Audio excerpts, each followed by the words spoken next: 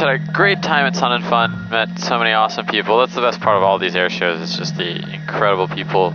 Everybody just loves aviation so much, it's so much fun. One of the people I met up with at Sun and Fun was Jack Wiegand, who was formerly the youngest person to fly solo around the world. He was the one who I kind of heard about. Just thought, well, gee, I could do that. He helped me out a lot. I'm gonna fly over to Sarasota, get a little work done there, meet up with him, go grab a bite to eat tonight, and then tomorrow making a bunch of fun stops on the way back to Boston. Steerman on downwind over there.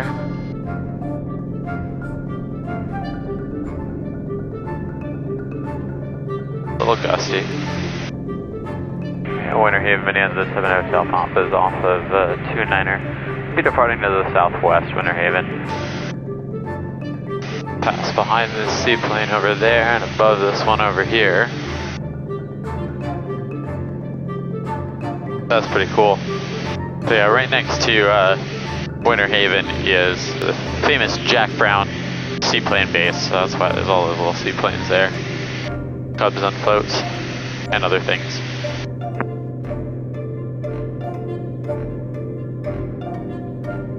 Number 7 Hotel Papa, start pulling back to your final approach speeds, please.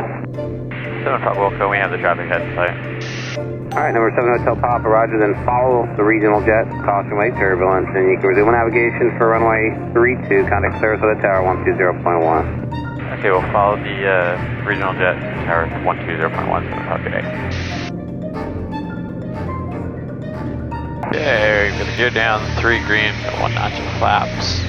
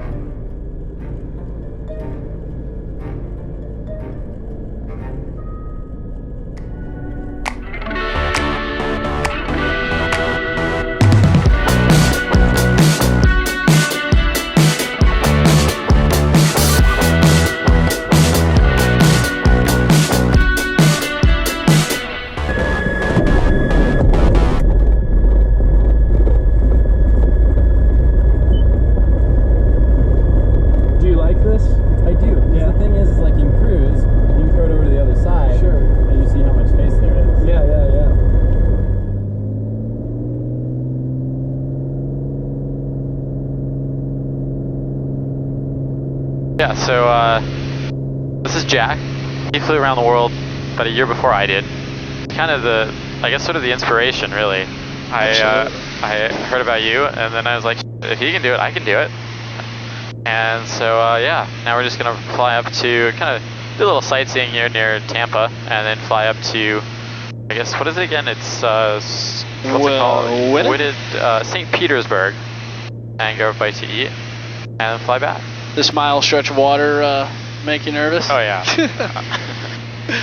Compared to the 2400 that you flew Hawaii to California? Yeah, that's odd the first time getting over that open water and not having land in sight. It's a weird feeling. Well, for me, I kind of got eased into it because it was just cloudy from Newfoundland to the Azores. Okay. So I didn't actually see the water until like an hour before I saw land. Yeah, yeah.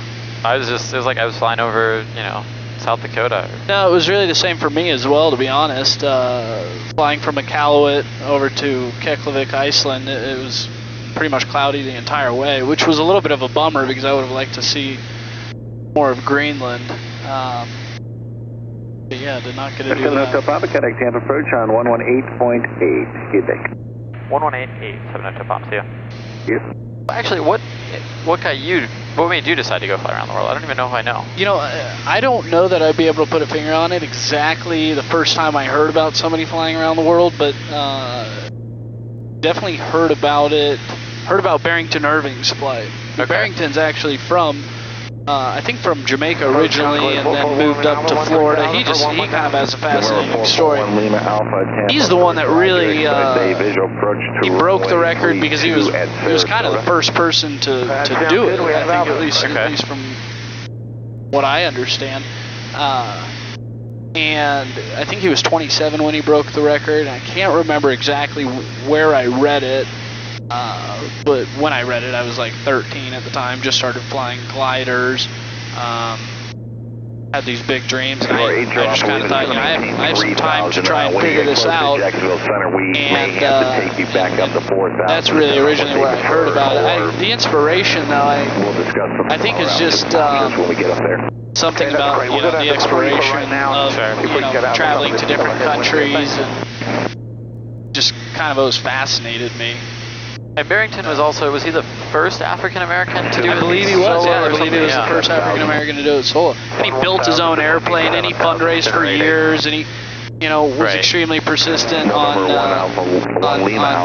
getting an engine from this engine manufacturer, and after 2 years they finally just gave it to him because they wanted him to leave him alone. I mean, he has a fascinating story. Well, then yours was broken, like 2 or 3 months after you did it? Thank you for reminding me. I think I had the record the shortest amount of time. The shortest amount of time for, I don't know, it was a month or something. Month and a half. Had you heard about Ryan before he did the flight? Yeah, so I had originally heard of Ryan like maybe a month and a half before I took off.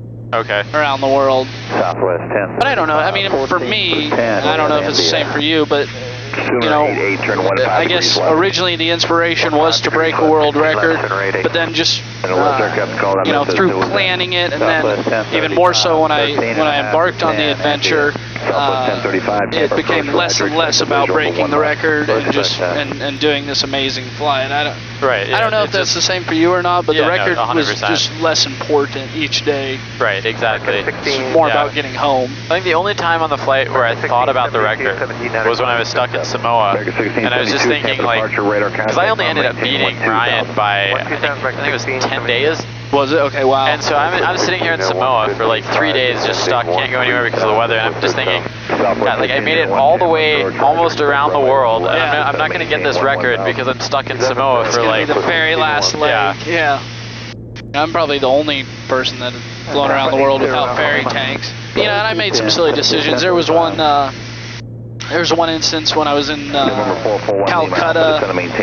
Calcutta, India, where I think I required 70 gallons of fuel, and it came to me in 50-gallon drums. Sure. Right, so I put one 50-gallon drum in, and the problem was if I opened the second 50-gallon drum, it didn't matter that I only used 20. I would have had to pay for all 50. Right. And being stubborn and just a little frustrated at the time with the entire situation going on in Calcutta, I opted not to take the second 50-gallon drum, and obviously 3-4 hours into the flight down to Rangong in Thailand, I wish I had taken the 20 gallons. I landed too many times on that trip with under 20 gallons of fuel. Yeah. So, anyone interested, I recommend getting the ferry tank. Okay, so that's interesting. They have an ASOS, but they have a tower. Huh. Something you see every day. Hotel Pop, I contact Albert Whitted Tower on 127.4. Tower 127.4, 7 Hotel Pop, good day. You want to take the yoke back? Yeah, I can. Okay. My controls. Your controls. My controls. Tower Bonanza 367 Hotel Pop, about 10 to the west to land. 7 Hotel Pop was enter right downwind runway 25, the wind now 290 at 11, gust 19er, altimeter 3006. 06 will enter right downwind for runway 25 Bonanza 367 Hotel Papa. It's a cool little airport. Yeah, it is. Sort of reminds me of like, I don't know, like MiGs or something. Like just right on the water. Yeah. 7 Hotel Pop, runway 25, clear to land. 25, clear to land, Bonanza 7 Hotel Pop. Sailboats out here and everything. Okay, gears 3 green, props full forward.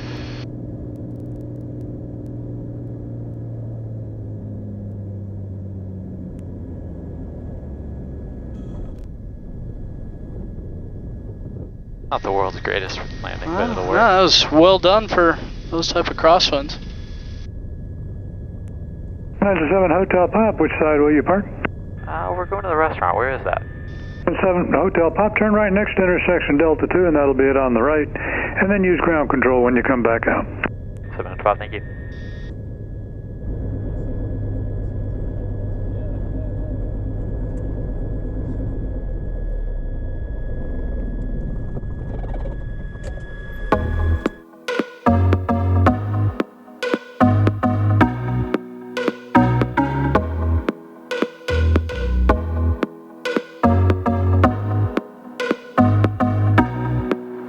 Where'd they dump jet fuel in your tank, or diesel? Oh, well, actually, it was diesel engine oil.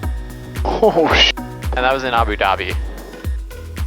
But, That had to be one of the bigger messes of the yeah, whole that ordeal, was... right? 797 Hotel Pop, wooded to runway 7, cleared for takeoff, right turn approved. Traffic will be an Army helicopter on about a 3-mile final for 36. Okay, runway 7, clear for takeoff, right turn, we'll look for the traffic, 7 Hotel Pop.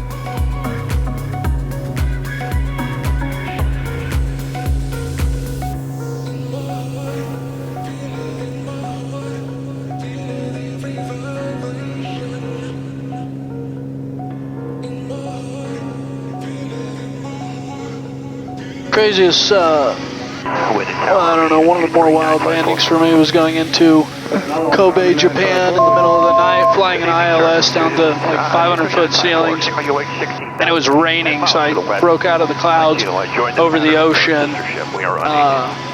and it was raining, and the rain on the lights just looked really cool.